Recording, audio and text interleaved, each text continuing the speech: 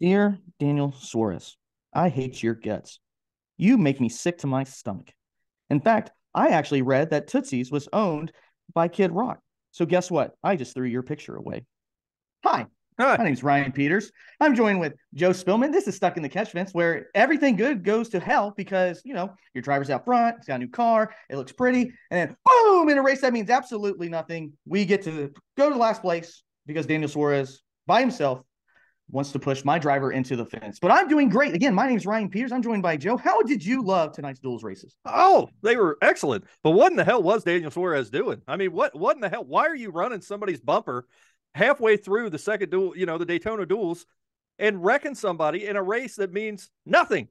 Nothing. Nothing. Nothing. It means nothing. It absolutely means nothing. It means something to the people that need to get into the Daytona 500. Okay. It means nothing to Daniel Suarez. It means nothing to Kyle Busch. It meant a lot to Connor Daly. It literally was his 1 in a million shot to get into the Daytona 500. It means nothing to everybody else. Let's just go ahead and get into this. This is the duels recap, which normally on an exhibition race we don't get too fired up. If you watched our the Clash Light or the Busch Light Clash, handled that like gentlemen. We were pros when it came to that. But no, you have idiots out there that are going to continue to race. And you know what? I think what this happened is, Joe, is that Daniel Suarez and Ross Chastain watched our show. They watched Yeah, the bold prediction show. And what was my first bold prediction? I That don't. Trackhouse would win one race this year, and it would be Ross Chastain and Daniel Suarez would win that. Well, you know who took exception to that? Mm-hmm. Daniel Suarez. Yeah, As he said, you know what? That Ryan Peters doesn't know what he's talking about because Kyle Busch isn't going to win anything because his probably best chance, I'm just going to wreck him up front. I'm just yeah, going to take him out. I kicked my dog after this, and I you don't did. like to kick my dog, and I don't condone anybody to kick their dog, but it's an ugly dog, and he just happened to be in the way of my foot when I was swinging it. I, I'm, I'm so mad. Here's This is my not what our show's here's my supposed to be. yeah no. But here's my question to you: when Daniel Suarez thought this to himself, did he think it in Spanish or English? I don't know. I don't know. I don't know. I don't know what he was thinking. I don't think he was thinking. I think that's the problem is that he Yeah, it was wasn't thinking. stupid. It was And, stupid. It was absolutely and, stupid. and the thing is, Joe, we almost had another wreck at the end of Yeah, the second and duel, that was which Kyle we'll get Larson's into. fault. Exactly, It didn't mean nothing to him. the guy He starting in started in the second first place. row anyway. An incredible save though. Incredible save. I don't like to use this. Black flag them all. Yeah. See this God. black flag them We'll all. take No three more. cars on Sunday. Yeah, Connor Daly. It's like I tell my kids when I'm coaching football. I'll play the players that want to play. I don't care how good you are. Yeah, so we're going to see the drivers that obviously don't mind spare parts. And another thing, I normally don't dip into the apple juice when we do these shows. I try to be professional for you guys, but I don't know what to do. I this is Ah, why we love this sport. We're passionate about it, and this is why also you get upset and you have to do things like this, where right there, Ryan's number 2 list, Daniel Suarez duels. I don't forget these things. Okay, yeah. so Daniel Suarez, you're not coming off that And, anytime and soon. at the Good end of luck. the season, if you're a driver on that list, you will receive a strongly worded email. That's right. That will go straight to your junk folder that you'll never see. But no, let's go ahead. We'll dive into the duels. And again, I guess it's good for content because something did end up happening in this. And, the first race I thought was solid. Again, there's drivers filling out the racetrack and the race cars. And, Joe, but something that we're not used to. Well, I guess you are in the last 3 years, but there's no practice anymore. So this is the first time last night the drivers got in, raced by themselves without ever touching the brake for qualifying. Now we get to see them with other cars on the track. They're drivers getting high, drivers getting low. You saw two totally different strategies from Yeah. two guys starting on the pole. Alex Bowman's like, hey, it was cool that I get to start up here. I'm getting out of Dodge. So he decided to take his car to the back. And, well, we know this. Joey Logano's still really good at super speedways. What was your initial thoughts of the dual race number 1? Well, my initial thought was I may have been wrong when we did our bold prediction show the other night about Fords not being very good because they didn't look too bad. And uh, but no, I mean I think it was typical Daytona. I think in dual race number 1, and typically I think you actually see that if you look back at the duels over the last several years. Usually one race or the other, one's run really safe and the other one is just all out mayhem. And that's kind of what we saw tonight. In dual race number 1, it kind of reminded me of mid-race Daytona 500 racing. Everybody's in a pack, just running safe around the track, and that's pretty much what we got. We saw a couple good runs there. Some people got swirly, but outside of that, not real exciting. Dual race number 2, people acted like absolute idiots all race. So, but that's what you get. That's what you get in the Daytona duels, and they're fun to watch. And I just think it's great that the first semblance of racing that we've had all year outside the Clash, which doesn't count at Right. all, even in my mind. But I'm just glad that we're actually heated after the first time we seen cars on a real track this year. This is great. And you know what? There's What's actually that? a just for you, Ryan, just for you on our channel. I went ahead and posted a YouTube short of Suarez wrecking Kyle Busch. What do you think about that? No. That's a red flag. We're gonna have to stop right there. All right. I Sorry. understand. It should hit, and before we get too far into the second duel, I do want to say this. Number one, thanks for joining us. We do really appreciate it. This channel we started 2 weeks ago, and Joe, I know you've noticed we've had over 7,000 people so far watch our stuff, and that's as long as Susan Winwang lets us actually promote our stuff whenever we put it out there. Right. Yeah. So if you want to continue to help us, you can like the channel, subscribe. We're going to break down who we're going to pick for this week on the Daytona 500. You're welcome to play along with us. I will post that on our channel. All the people that comment that do want to participate with that. But you can further help us out by subscribing. And again, we also have a Patreon if you want to help invest in that and grow with us. Feel free to do so. So I will say, be one of the first 1,700 that watch our video, because after that, YouTube just is like, yeah, we're not showing it to anybody else. Yeah. Thanks, Susan Wang. But and we'll fight through that. We got good things coming. We're gonna have some big things coming. Joe, just to kind of go off a little bit of a trail here. We're gonna have some betting tips. You're the straight line bet guy. You're gonna tell them who you want to bet this week. What oddly enough, the 4 drivers I had in mind did really good today, which I really don't like because I wanted those odds to be a lot higher than whenever we go to lay down a couple bets for that. And then I'm gonna show you how to make a NASCAR lineup on FanDuel whenever we put that out Saturday. So if you've ever wanted to dip into that field, never got your toes wet, and want to see how that's done, I'll break it down with you. We'll go through all the steps. We'll have a community lineup that we use, see if we make some money off of it. If you joined us for the Clash, you would have made money off of that. If you joined Joe for the Clash on his straight line bets, you would have picked the winner chicken dinner. Yeah, you would have made a whole bunch of money. Yeah. If you dropped $10 down, you would have made 150. If you decide you got a little more cash than that because wife lets you do that type of stuff, you could have made $1,500 off of that.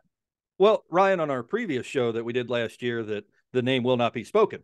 I think if you kept up with our betting tips all year, I actually think you came out way ahead with money. Last year, typically when I give my betting advice, which, Ryan, I write an article on and do a couple other betting tips with some different websites as well. And, I'm not trying to toot my own horn, but usually if you listen to me, you can win some money. Now, I lose every once in a while like everybody else, but I will tell you this, when I give betting tips, I'm betting on them as well. So we're all in this together. Yeah. I mean, and that's the glorious thing about doing this is we're putting ourselves out there for you guys too. Literally, when we did the last show, if you want to go through there, we broke down step-by-step how to do lineup.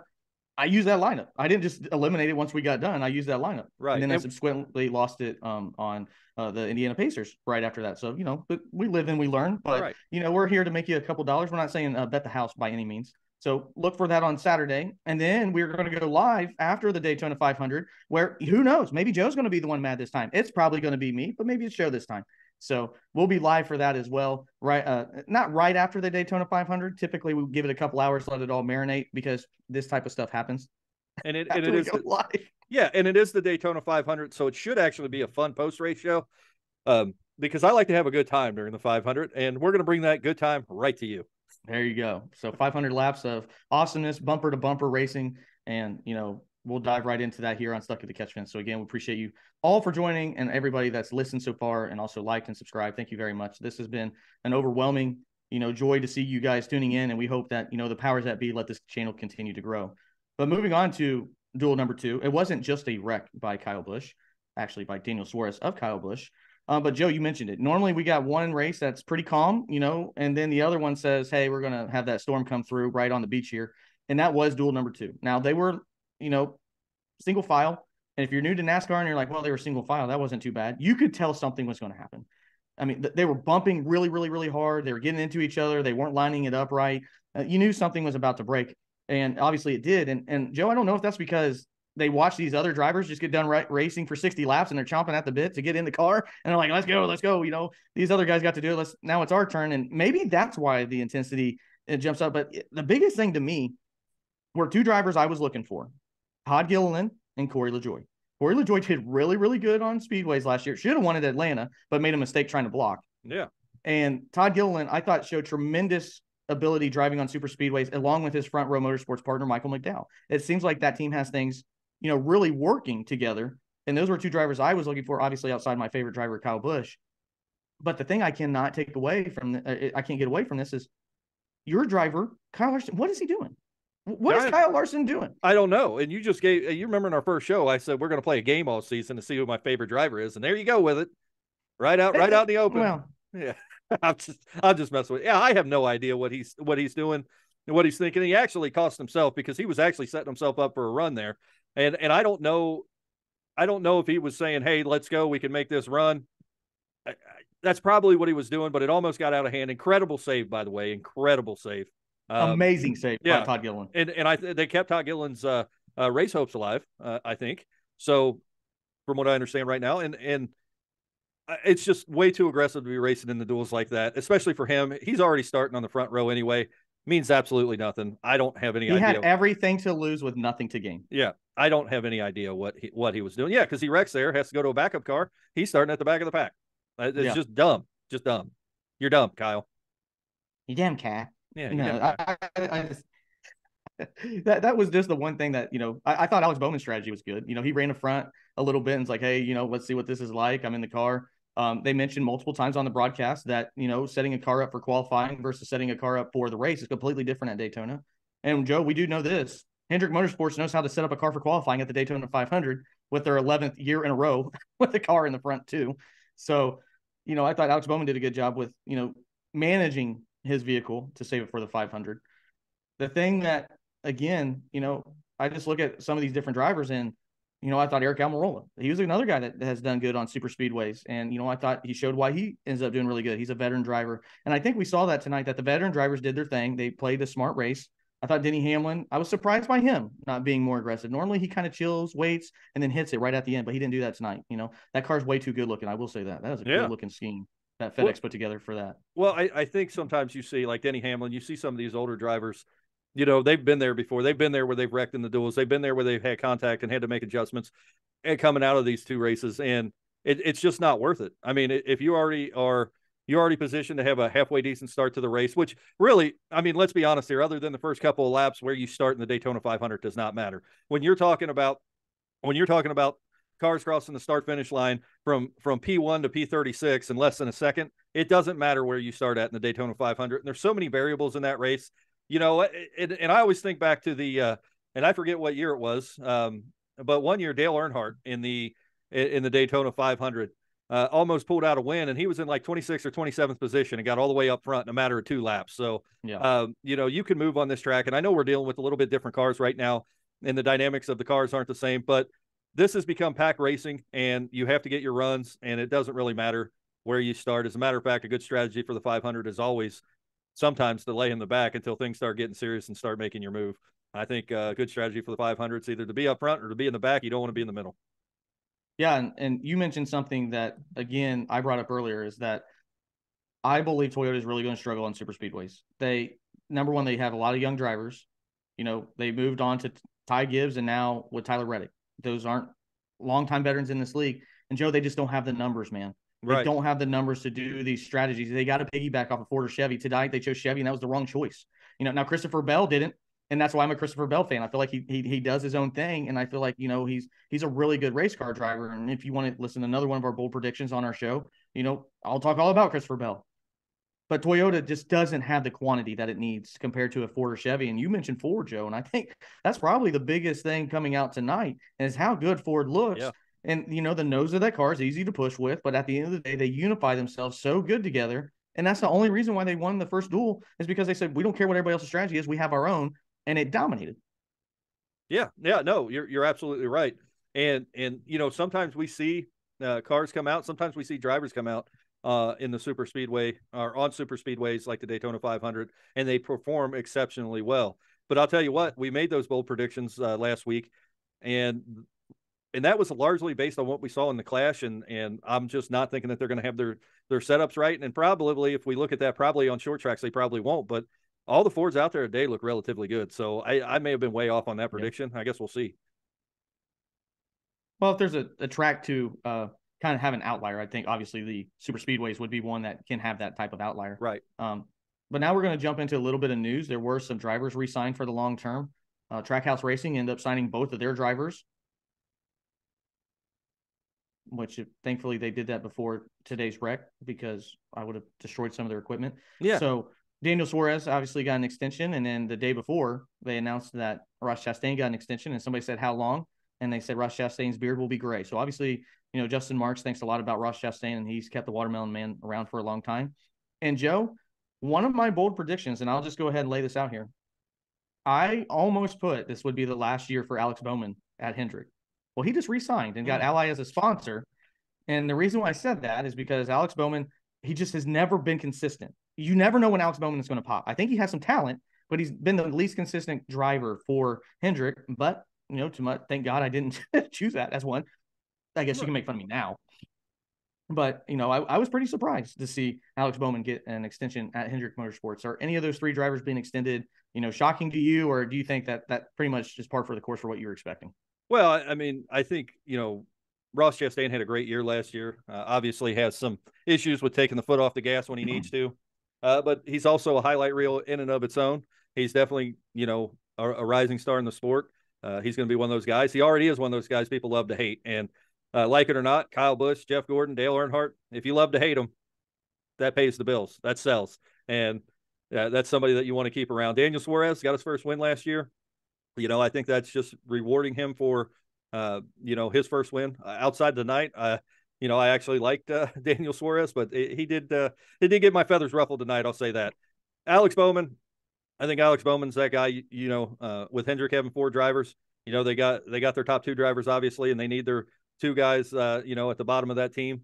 But, those 2 guys at the bottom got the first 2 wins last year. So, Alex Bowman can win races. He's going to win races. He'll probably win a race this year. Why not keep him around? He's not a bad race car driver outside of his inconsistencies. So, he's definitely not pulling in the money that Kyle Larson or Chase Elliott's pulling in. So, why not keep him? One driver would even say he's actually talented at backing himself into wins. Yeah. Who would that driver be? Kyle Busch. Who said that? And then made Alex Bowman a lot of t-shirt money after he printed that shirt off. So right. Everything in the business of capitalism has a chance to make money, even if you don't say it. Right. So that is primarily your news. And, I guess we'll dive one thing in before we get to our picks, Joe, and we'll kind of break that down as well, is Trackhouse. Yeah. We've had 2 different types of races. I think we both can look past, I can, maybe Denny Hamlin can't, look past the incident that happened at the Busch Light Clash, because at the end of the day, that means absolutely nothing. The Busch Light Clash, it's there to say NASCAR's back and that's it. Denny Hamlin probably doesn't feel that way with all the stuff that happened with him and Ross Chastain last year. Sorry, I'm very upset. I still can't stop. And now Daniel Suarez puts himself in the limelight negatively by wrecking at 0. If it was going for the lead, Joe, we do not have this conversation. Let's just put it that way. But that's still, at the end of the day, you're driving to get 3rd place.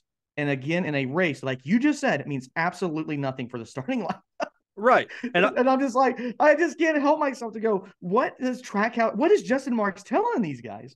Well, one, this isn't something we've typically seen out of Daniel Suarez. This has been a Ross Chastain thing, and I don't think Denny Hamlin's. That's fair. I don't think Denny Hamlin's going to let go what happened at the Clash. There's just way too much history there. No. But I would even argue when you're talking about the Daytona Duels, even if you're going for the win, why? Yeah.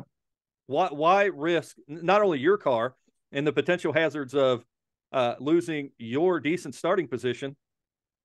Why risk somebody else's car? It's just not worth it. I don't care if you win a duel or not. Tell me who won the duels last year. Exactly. I can actually tell you that. Right. Well, both RFK drivers won. Chris Buescher and you're right. Anybody watch it? If when I said that, everybody was probably like, and that's it, because nobody remembers that. Nobody will. People will remember Daniel Suarez wrecking Kyle Busch. Kyle Busch will remember that all season. So yeah. It's just not worth it. Former teammates. And that's the funny part too, Joe, is you think about their former teammates that Joe gets racing when that happens. But again, I digress. This channel is not all about Kyle Busch. Actually, I would say that you and Steve talk more about Kyle Busch than I do. I try to let you guys handle that. But tonight, the emotion side came out. And again, that's what this channel is about when you're joining us. The most passionate fan base in all of sports is NASCAR, bar none. I don't care who you say. Joe, you can go to a football game and one guy may say, hey, I like your shirt. The other guy may not, blah, blah, blah, blah. If you are wearing a driver somebody else doesn't like, there's a 90% chance they're going to let you know about it. No, that's just how it is. 100%. whoever driver, I'm not going to Tootsie's. Eh, There, I they- said it. I'm not eating watermelons for a while. I don't know. I don't care. But I guess at the end of the day, the duels gave us content. Whether it means absolutely anything, it meant a lot more for Kyle Busch. And now Timmy Hill, he doesn't get a chance to, qualify. He was easily going to make it to the 500, but doesn't get an opportunity now because Connor Daly was 16 seconds off the pace, and he's going to make it because he didn't wreck. And it's a war of attrition with these super speedways. So, I mean, congrats to Connor Daly. He's an Indiana boy. I don't think Pastrana made it. Travis Pastrana didn't make it in either, did he? No, he did. He made it on qualifying. Him and Jimmy Johnson made it on qualifying time. And this is going back to what we talked about at the beginning of the show, and not, not getting enough track time, not getting enough practice time going into this week. I don't know if you listened to his interview after he went out, but he was talking about things like, I didn't realize how much I wasn't going to be able to see. I didn't realize I was going to be able to see the Sunoco sign, and it's like I just turned left when I saw it. And it's like you think maybe this guy should have got a little practice before he went out there and ran 195 miles an hour on a super speedway. Hey, to his credit, Joe, he never raced a late model and ended up winning at Volusia this past week. That's well, so, he's one of those guys that can drive anything with a motor. You ain't kidding. 2 wheels, 4 wheels. And that's what's cool about this sport is seeing that. And, it's cool for Connor Daly. He gave himself a 1 in a million chance. And guess what? That million hit because of what we saw. There's always a winner out of something like this happening. And tonight it was clearly Connor Daly. So the field's been set. Whether I like it or not, my driver is probably going to be one spot above Cody Ware when it comes to the starting lineup and in a backup car. And what made it worse, he said that was the Daytona 500 winning car. So I will drown my tears. I will do the best that I can, and I will root like heck for Daniel Suarez to not make it anywhere close to the top 20. Yeah. But now the fun part happens, Joe, where this is where you last year get to royally kick our hind end. Mm-hmm. And if you want to play this game with us, then you can play this game that we typically like to do. We choose 5 drivers. 5, like Kyle Larson, 5. And the way we do our points is you get 1 point for a top 10, 2 points for a top 5, and then 5 points for the winner. The wrinkle we've added this year is if you choose a driver below 25th in standings, then you get to double up your points. So if they get a top 10, you get 2 points. If they get top 5, you get 4. If they win, then you get 10 points, which that's huge. Sometimes Joe will even let you get points for a driver that he doesn't think has a chance in heck, and they end up getting a top 5 because he feels sorry for you, and you end up doing good that way too. But I don't think he's going to do that anymore. No, I'll do that. So, I guess if I'm low enough on points. Not until I know that I'm handily in the lead. And as you know, Ryan. Yes. I mean, I'm pretty good at these pick and driver things. Now you're very you're very good at this. And I will caveat this. Sometimes, like I said, I have an article that goes out on a different website where I pick the 5 best drivers that I think are going to win you money in the race. And we'll do that Saturday. You'll see that Saturday here on this channel. But when we pick drivers for the race, they're not necessarily the drivers that I'm going to tell you to bet on. So just to be clear on that. And real quick, I will show you, because we're going to do this every quarter. So after 9 times 4, 30, after 9 races, we will redo the top 25, because you can go, well, God, maybe this guy, I mean, Ross Chastain would have been one that probably completely changed, and everybody would have picked Ross Chastain the entire year last year. But I will show you real quick the 25th ranked drivers as I screen share. So there you go. So we're talking Cole Custer and below. If you choose those drivers right there, Joe, are you able to see that? Yeah, I can see that. So professional note, I would not take Kurt Busch. That's just me. No, I wouldn't take him either. And I wouldn't take a name that you can't pronounce. Yeah. So probably Jacques Villeneuve. I wouldn't probably take. I don't even think No. So that's all we're going to say. That's all we're going to say. Everybody else, do what you want. So there you go. Now you have an idea who that is. That being said, Joe, it is now time. It's time for your first 5 picks. Okay. Well, my first pick, the first pick in the NASCAR draft of 2013, I'm going to take Kyle Busch. Hold on. There you go. All right. I'm also going to take Kyle Larson, Martin Truex Jr., even though you shared the fun fact that he's only had 3 top 10s in like the last 50 years. I'm still going to take him. I think he's going to finish years, though. Yeah. 3 top 10s in the Daytona 500 in the last 50 years. Martin Truex Jr. I'm going to take him. I'm also going to take Joey Logano because why not? Yeah. I think you have to. I think he ran well today. And my driver outside the top 25 that I'm going to take this weekend, Ty Dillon. There you go. Ty Dillon. Not Austin Dillon. Yeah. Ty Dillon. I don't even know what number his car is. The 77. Lucky number 7s. Right on. And if he gets 7th place, Joe, you will be ecstatic because you will get double the Well, points. as long as he's not going into the a turn and Kyle Larson decides maybe to brake and take his foot off the gas, he might not get hammered in this race. That's true. And we were there to see that at Indianapolis.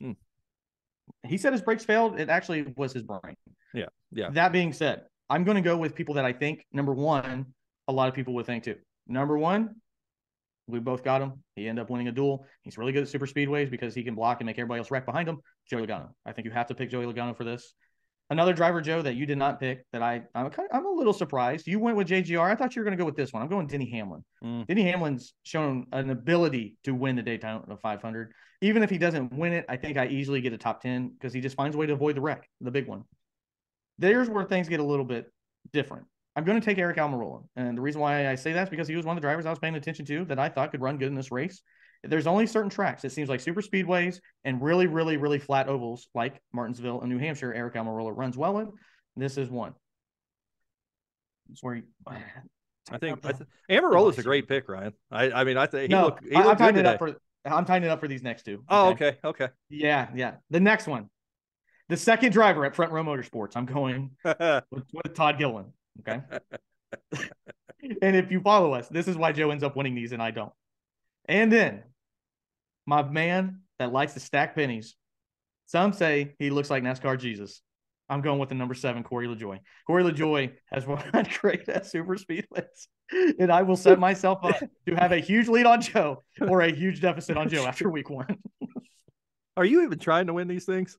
I am, dude. It's a super speedway, man. I know. We just saw my driver was in first place and finishing next to Max. I know it. But the bad thing is you come out of left field with these picks, even like you know the most basic mile and a half track. You'll be like Cody Ware to finish 3rd.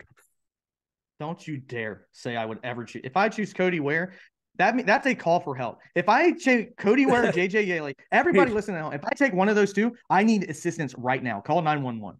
I will never take those. I can fight you right now. I will fight you right now. I'll fight you right now. You tried to fight me over some darts a while back. We won't talk about that. That was in a different state. Yeah. So again, my drivers, Corey LaJoie, Joey Logano, Todd Gilliland, Denny Hamlin, and Eric Almirola. Joe, yours are? Kyle Busch, Kyle Larson, Martin Truex Jr., Joey Logano, and Ty Dillon. And again, if you want to play with us, put it in the comments. I got a huge whiteboard. My handwriting sucks. I'm sorry. I can't help it. This is the best that I can do. But I will put it on there. I will put it also, we can make posts on YouTube, and I will share that every single week for whoever wants to play. And even if you don't jump in and say you're seeing this later and you didn't get to put it in time for the 500, join us afterwards. Yeah. We'll continue to update it. We'll do it throughout the season, and we'll do your average points per week, and we'll see who ends up doing it better that way. Yeah. There's all kinds of ways that we can do this. Yeah. Comment with your 5 drivers. And if you get them in at least before the race, you're playing that week. You're making the big board for next week when we pick our drivers.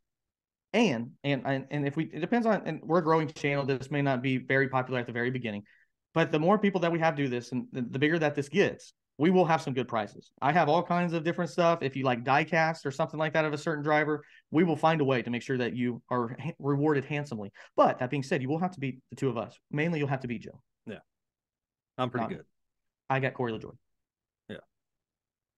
Joe, go ahead. I feel like I'm just tooting my own horn, but I'm so good, Ryan, that people pay me to tell them how to bet. That's true. Well, people pay me to write an article to tell other people how to bet. Nobody's actually paying me to tell them how to bet, but I'm doing it for you guys for free. I'm so good. Joe gave me $5 if I would end this show so he didn't have to hear me talk about Kyle Busch and Daniel Suarez anymore. Yeah. It is what it is. I can't help it. What's your Venmo again? I'm not sharing that. I'll just get requests and I'll get no money. They'll just be purely requests. Dear Ryan Peters, I can't believe I wasted 20 minutes of my life listening to that. This is what I make an hour, and this is what I'm requesting back.